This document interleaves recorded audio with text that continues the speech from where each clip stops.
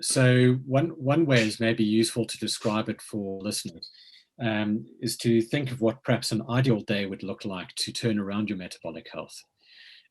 So if we start the day with waking up, if we want to, the first thing we want to do to start to reset our biological circadian rhythm to make it work correctly is to try and step outside and get natural sunlight onto us as soon as possible, because that's going to do a couple of things. It's going to shut down our melatonin production, which is what was keeping us asleep, and it's going to cause a natural surge and peaking of our cortisol, which is going to get us to full wakefulness. And that's going to start our biological circadian clock ticking. So it's going to, and that's been shown on its own to improve your sleep for that following night, because you've got the clock started correctly at the correct time. And ideally, if you enjoy caffeine in a coffee, as I do, try and avoid it for that first 30 minutes, because that allows your cortisol to rise naturally rather than being spiked by the caffeine, and then have the coffee.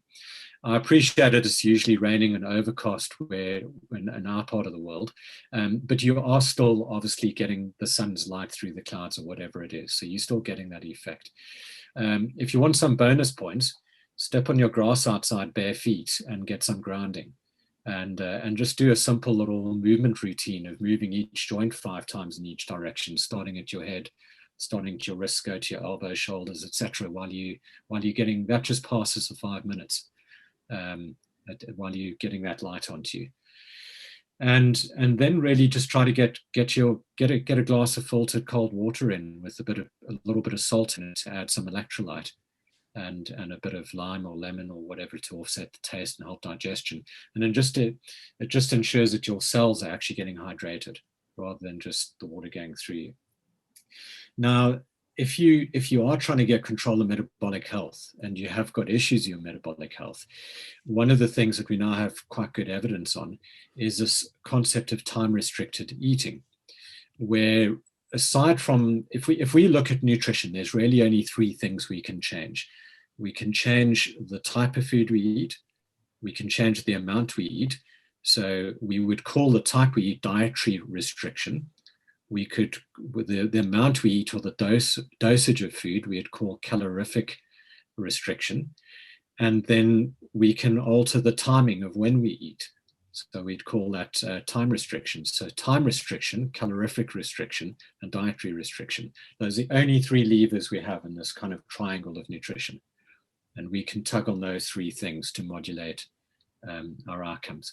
And so that easiest, simplest thing, before we actually get anybody to change how much they eat and what they eat, is simply to restrict the amount of time in which they eat.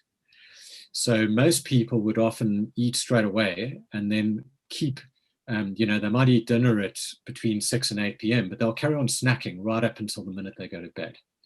So if the first thing they do, they can set a restriction that they maybe wait an hour or 2 after they wake up before they start eating. And if they can ensure that they never eat anything within 2 to 3 hours of going to sleep.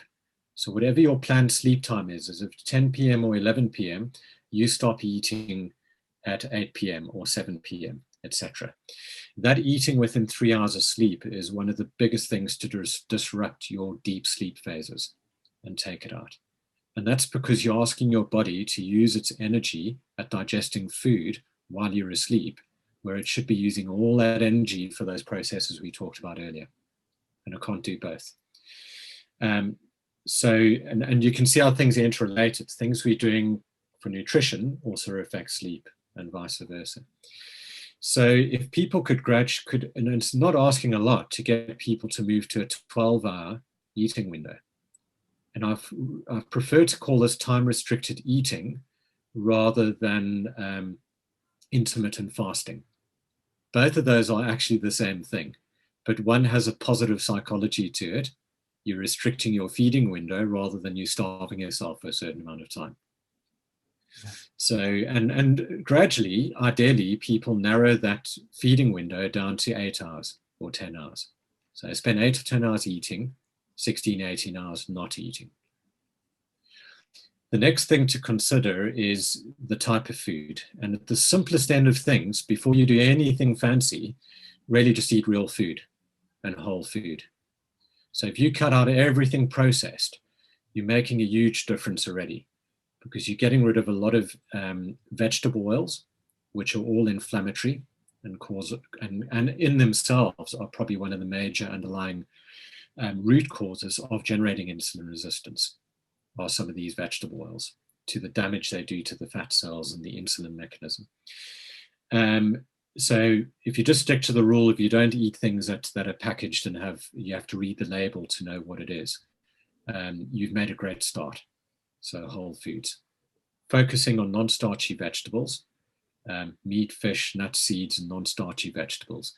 You've kind of really ticked most of the boxes. And then once you've got on top of that, you start with a time restriction to your eating. Then you move to just eating whole foods that are real food.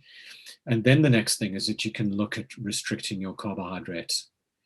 And this might either be a stepwise approach if you're somebody who struggles with doing things abruptly, or you might go cold turkey and go right down. If we look at I always encourage my own patients that I treat with my clinic, I have everybody use an app that I find the best one for my purposes, called Chronometer, CRONO meter, meter.com. The free version is adequate. You can pay a premium version for some extra stuff, but the free is all I use for everybody. And that gives, if you put in a couple of days of food, it gives you an eye-opener of what you actually currently do, because it's usually nowhere near what you think you're eating once you actually see it broken down. And that'll show your macronutrients. You'll see how much protein you have, carbohydrates and fats. And what we're interested in is the net carbohydrates. That's subtracting the fiber impact. But also importantly, it will show you how nutrient dense your diet is. In other words, is it filled with lots of adequate vitamins and minerals, the micronutrients? So that chronometer breaks all of it down when you put in your day's food, and it shows everything. Now, one of the key things that I deviate slightly from some other people in this area is that I actually think the starting point, before we get too focused on how much fat one should eat and how much carbohydrate, is to ensure that we're getting optimal amount of protein. And that's for several reasons. One is, without adequate protein, we can't build lean muscle mass. And it's not that we're trying to be bodybuilders, but it's very important that we both generate muscle mass and maintain it. Once we're over 40, it gets harder and harder to build muscle mass for the same amount of protein. We have something called anabolic resistance, alongside the fact that our testosterone and growth hormone is coming down. So we need it for the lean muscle mass. Both, that's very important for longevity and voiding or frailty when we really do start to age. But there's a reason for it metabolically. The more muscle mass you carry, the greater reservoir you have to shift your blood sugar into. So when you eat that food that generates some blood sugar, you can dispose of it more rapidly and more effectively the larger your muscle mass, as opposed to it staying high in your blood and then getting stored as fat tissue. The other reason we want that optimal protein intake is that provides, that is all the enzymes in your body to make sure that every important chemical reaction, and there's actually several billion chemical reactions occurring every second in your body. For them to occur at the right rate, they need enzymes. Enzymes are made of amino acids from protein. If you want your immune system to work, what are antibodies made out of? Amino acids and protein.